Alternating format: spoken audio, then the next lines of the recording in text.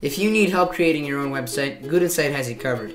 Go to them for all your website creation needs and they'll be able to hook you up with their easy-to-use interface, supportive staff, and while you're at it, get a 30-day free trial with this promo code. Enter it in when you're registering and you'll be able to get 30 days free. Hey guys, what's up? It's Dinazor here. Sorry I haven't posted a video in a while. There's been finals, things like that. So I'm back right now, summer break. I still have an internship, but I'm still doing stuff, making videos, doing stuff like that. So today's review is of the Snapback Slim 2.0. Now some of you may remember I reviewed the Snapback Slim 1, the original version. It didn't have a number after it, which is called the Snapback and the Snapback Slim. So the same guy, Nick O'Gary, created a Snapback Slim 2.0 with increased improved materials, a better, sleeker design, and basically it's the same concept, just better. So I have a Kickstarter in the link, and that's going to be his Kickstarter. It's already raised $14,000 and has 9 days to go, and it had a $2,000 goal, so 7 times the goal, basically what it raised. Pretty good. I mean, that's actually really good. So I'm going to give you guys a link to that in the description down below. You guys can check out all the pricings. There's different options. You have $20 options, $25 options, $30 options, and actually most of them are sold out. So if you want to get this on a good deal early, you should get it now, because actually every single deal except the $38 deal, the $20 deal, and yeah, that's about every single deal that's not sold out. So there's 2 deals that are not sold out, and there's only a couple bit left. So you guys should get on this fast at the end of the review if you like it. So it's a minimalistic wallet. It really functions as a small wallet that carries only the things you need, but it can hold a lot of things. A couple credit cards, couple bills, no coins though, and it's meant to be slimmer than the leather wallet, slimmer than your phone, and it can fit in your pocket and you won't even feel it. So that's really what this wallet's about, and that's what all of these wallets that I've reviewed are about. So let's see how this stacks up against my opinion and all the other wallets I've reviewed. Alright guys, so I'm going to give you a quick look at both wallets just so you can see the differences. And if you're like me, the differences are minute.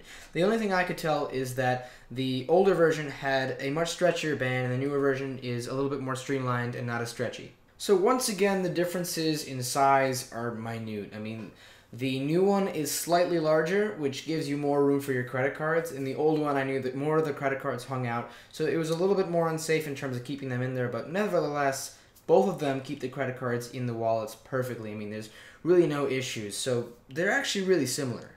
In case you didn't already know, this band on the front is not a permanent band. It actually turns into a wrist strap. Now, both of these wallets, the original and the 2.0, both have this feature. So, once again, they're really similar. I mean, the only difference is the color of the band at this point, which comes in different colors in the first place, the stretchiness, and a slight size difference. So the technology is still the same. So here's where we run into some differences. The original Snapback Slim had an okay material, but it wasn't the best. I know that on the first day, I had a little bit of a string sticking out, and it ripped, and it caused this to be a little bit less uniform, and it came a little bit unraveled. The new one, Nick learned a lot about wallets and design, and the new one has much higher grade material and will not unravel like this. So using this wallet doesn't really require knowledge in rocket science. I mean, there's one hole for your credit cards and then 2 sides for bills and receipts.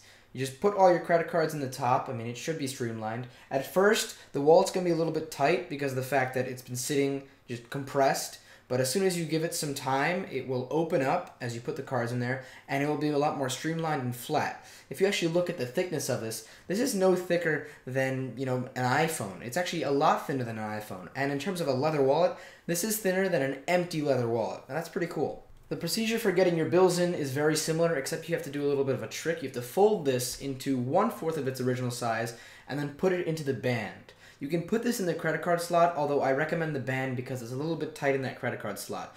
Put it in sideways so that the band is covering most of the surface area and this thing is not coming out. I've shaken this on the streets of NYC. I walked around with this for a couple hours and nothing happened. The bills are still secure, and you even have another side for your receipts in case you need to just keep track of them. So it's very simple to use this. There's really no hard time that they give you with this. So this is basically the end of the review. A simple review for a very simple wallet. I mean, there's really not much to go further into detail with. It's a very simple wallet, and the design is literally the same as the original because of the fact that the design of the original was so clever. That wrist strap is genius. You can just put your ID and your credit cards and just go jogging. You have your ID, you have your credit cards. In case of emergency, you can still buy something.